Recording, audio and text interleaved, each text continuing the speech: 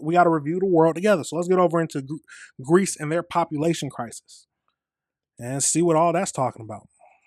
Empty villages, burdened workforce, and now shuttered schools. It's been years since Greece ended its painful economic crisis, but now the country is facing another emergency, a population decline. Greece's population could shrink by 25% by 2070. People are not having enough babies. So Elon Musk has predicted the death of Greece, and the country has decided to shut schools, hundreds of them, because there are not enough children to fill the classrooms. Well, this may sound strange, but Greece is not the only country that is facing this predicament. Here's a report. Greece is in crisis, and we are not talking about the economic one. The country is facing a population crisis. Projections suggest that by 2070, Greece's population could shrink by as much as 25%. This is way above the European average of 4%. In 2022, the country recorded less than 77,000 births. It was the lowest in almost a century. In 2023, deaths nearly doubled that number, reaching 140,000. Wow. Given the urgency of the issue, the Greek government established its first ever ministry dedicated to tackling the demographic challenge in 2023. But things haven't changed. Greek women now have their first child at an average age of over 32. And fertility rate, meaning the number of children per woman, has fallen to 1.35. This is among the lowest in Europe. And from empty maternity wards to classrooms, the reality is staring at everyone. According to data from the Ministry of Education, the number of students in primary education has fallen by more than 100,000 in the past 7 years. It is a 19% drop. So now, Greece is shutting down more than 5% of its schools. Given the steep decline in childbirth, there are not enough pupils. So more than 750 schools will suspend operations for the new academic year. It is so shocking that Elon Musk has unsurprisingly predicted the quote-unquote death of Greece. While that is an exaggeration, this country is not an isolated case. Japan is going through something similar. It is shutting schools, especially in rural areas. And this year, South Korea will shut almost 50 schools, all thanks to the worsening birth rate crisis. From Asia to Europe, North to South America, country after country is battling a population emergency. According to the UN, the world fertility rates are in unprecedented decline. Fewer children born means fewer workers, meaning labor shortages and slower economic growth. A population decline creates an aging society, which also puts more pressure on social welfare. But why is this happening? According to the UN, financial burden is the biggest reason why people aren't having kids. Specifically, 39% people don't have enough money to raise children. 22% people cannot afford the ideal housing to raise kids, and 18% cannot afford reliable childcare.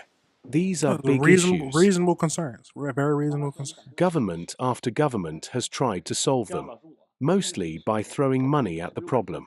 For instance, by giving baby bonuses, but it rarely works. For instance, China has been giving cash handouts to new parents for years now, but their population has shrunk for a third consecutive year. After all, fixing the fertility crisis takes more than this. People need more jobs, better wages, better childcare facilities, affordable education, and so on. Experts say that a range of societal issues are hurting the global population, until governments work on creating a better social welfare structure. People will keep delaying marriage and having fewer children. The issue is spiraling, and if nothing changes, shuttered schools are just the beginning of bigger problems to come.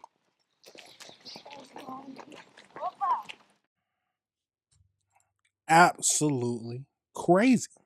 Now we got to go over into not really an article, but just a quick search because what I always say, Google is our friend. Google is our friend. So let's get over into this. As you can see, so I had a simple question. Didn't spell it right, but I had a simple question. How many countries are having more deaths than births? So while the exact global number fluctuates, dozens of countries currently experience more deaths than births, a phenomenon known as a population decline. This trend is more prevalent in many European nations, including Germany, Italy, Spain, Eastern European countries, as well as East Asian countries like Japan and South Korea, and is driven by low birth rates in Asian populations. So what they said. Now, like they mentioned very good points. Some people just saying they can't afford children, which is understandable. Now, is Americans? It does seem like that some American people don't care if they are financially able to have a kid. And they'll just have a kid. They don't care if they're financially ready for it or not. Is that a problem with Americans or with us? I don't know. But so let's get over. So some of the countries in Japan in 2024, Japan recorded nearly 1 million more deaths than births, marking it as the steepest population decline since records began. 1 million more deaths than births. South Korea, the nation's first, experienced more deaths than births in 2020 and continues to grapple with its world leading low birth rates. So, wow. So many European countries, including Germany, Italy, Spain, Greece, Portugal, Bulgaria, if I'm saying that wrong, y'all know, and Czech Republic, have seen deaths exceeding births, with some such as the European Union 27 experienced a total population fall in recent years due to negative natural increase. In China birth rates fell to 6.7 births per 1,000 people, while death rates were 7.87 per 1,000 people, leading to a negative natural increase. So why is it happening? Aging population. Many of these countries have an aging population, leading to a higher number of deaths. Lower birth rates, so fertility rates have fallen significantly, resulting in fewer births.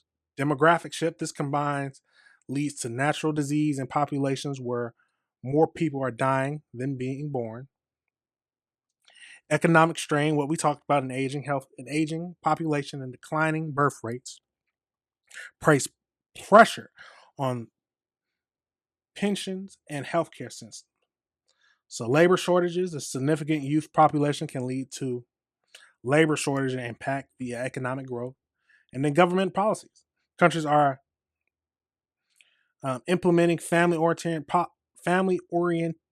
policies, such as cash incentives and free childcare, to encourage birth rates. So they are trying to lead it to give out more money for births, what we listened to in that video, but it's not helping.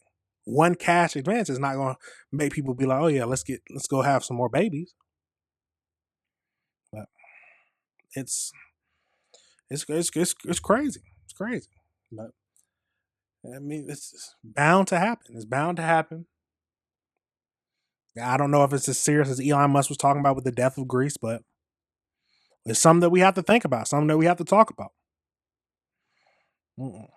Now, as for America, like I said before, it seems like the opposite. Some people don't even care if they have a stable living condition and they have like 5 kids. I mean, and over in the other countries, they hold off having kids and have a population decrease because they are not financially ready for it. There's a lot of different reasons. Well, tell me your thoughts on that and tell me what you're thinking. Now let's. All right, everybody. Remember, this is AC Reviews the Word. Remember to like and subscribe.